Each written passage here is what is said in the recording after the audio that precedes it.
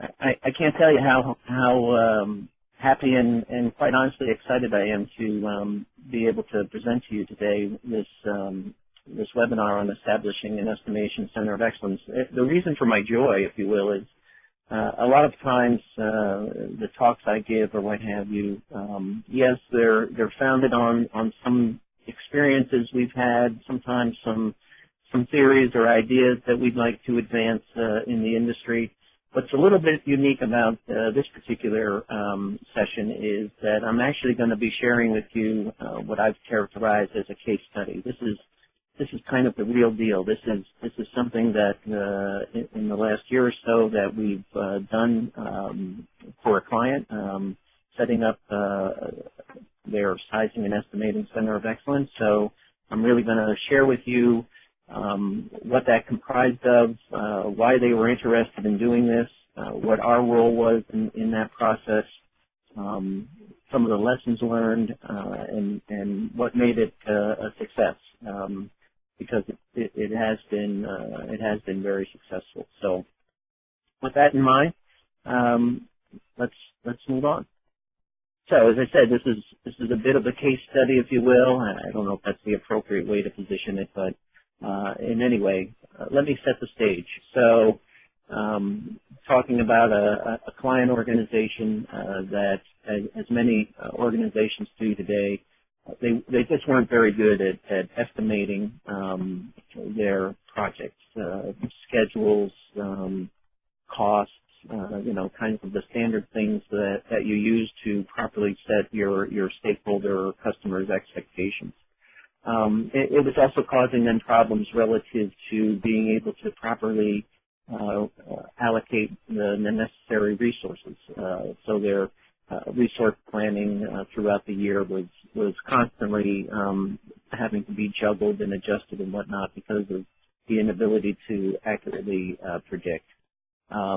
They also recognized the fact that they didn't have an effective way to size their software, and they knew fairly well-educated clients. They understood that the need for a sizing metric was key for improving the accuracy of their estimates.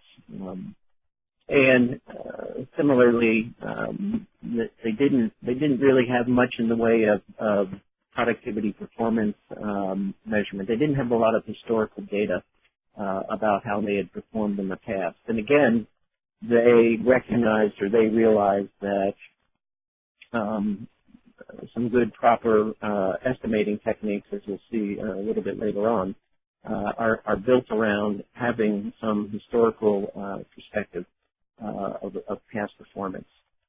So this is what was presented to us when we were first approached by the client, or at the time it was just a prospect for us. And they clearly came to us and they wanted to develop an internal sizing and estimating center of excellence. And what we proposed to them was to follow what we call this build, operate, transfer approach. And so I'm gonna talk you through all of that. But again, a little more stage setting, I think, is appropriate. So this was a successful, this has been a successful relationship, and there were some key factors here that helped to culminate in the success of this engagement. So this particular client organization was already familiar with what constituted good estimating software practices. So we didn't need to further educate them particularly. We didn't need to sell them on the concepts and the things that we were talking about. So they were a knowledgeable client, which is a great position for a consulting service company to come into. Secondly, this was about estimating clearly. That was the primary, but they recognized that they were going to now begin to collect other metrics that would help them to establish a bigger measurement program, if you will, and begin to look at issues of performance, the effectiveness of their development practices, things of that nature. And then lastly, and I think we were quite impressed by this, before this engagement was even started, we met with the senior leadership team on several different occasions to address all of the concerns that they have. And as you might well imagine, this was a costly proposition for them to engage in. It was going to demand some cultural and behavioral change. And so it was heavily scrutinized by the senior leadership team within this organization. But once they were satisfied, and they were, this was then mandated throughout the organization that all projects were to flow through this sizing and estimating center of excellence and have their project sized and estimated.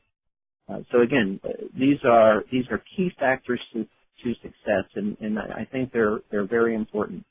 You know, John Carter, in his award-winning book on leading change, one of the key elements is that you have consensus. I'm summarizing, of course, but that you have consensus among a senior leadership team and a team of influence and things of that nature. So as I mentioned, what we proposed was to set all of this up through a build, operate, transfer model. And, whoops, got to use this, sorry. So basically what that says is the agreement was that we would build out, create the framework, if you will, for this center of excellence.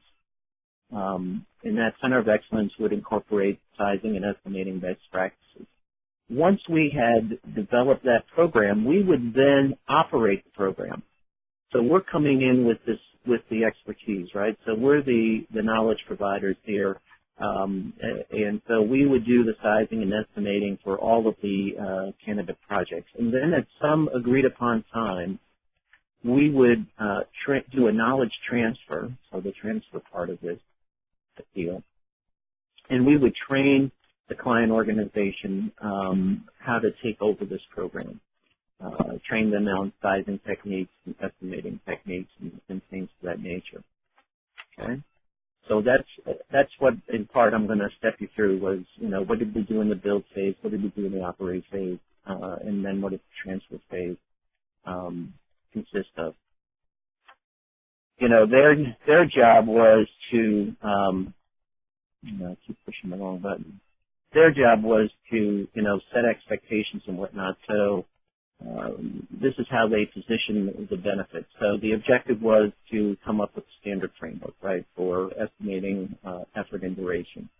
What they wanted to do and what they saw as the benefits was they wanted this to be an independent team that used the standard sizing and estimating methodology. Now, the independent team could have been internally. In fact, they had some discussions about would they set up this team with internal resources or send it out to a service provider such as ourselves, which is what they ultimately decided to do. But so I would stress here the notion of having an independent team.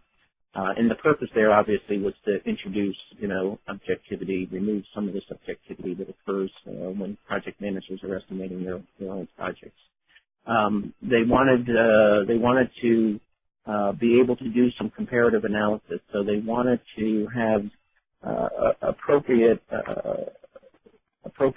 metrics that would allow them to not only normalize the data, but in being able to normalize that data, being able to use that data for comparative analysis purposes. Obviously, they